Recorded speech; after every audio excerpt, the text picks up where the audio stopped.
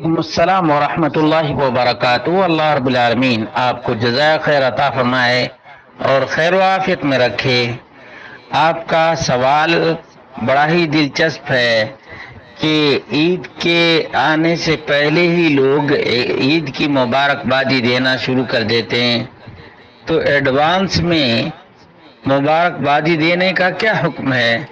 اس کا جواب یہ ہے کہ کوئی چیز جب سامنے آتی ہے اور اس پر مبارکباد کوئی دیتا ہے تو بڑی خوشی اور مسرت ہوتی ہے، لیکن وقت سے پہلے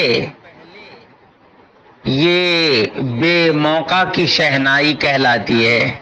اس لیے وقت پر کوئی بھی چیز پیش کی جاتی ہے تو اس کی بڑی قدر و قیمت ہوتی ہے۔ یہ بات سمجھنے کے لائق ہے کہ عید کا موقع ہو تو جس طرح سے اسلاف کہا کرتے تھے تقبل اللہ منا ومنک یا تقبل اللہ منا ومنکم، وقت پر کہنا چاہیے کوئی بھی چیز۔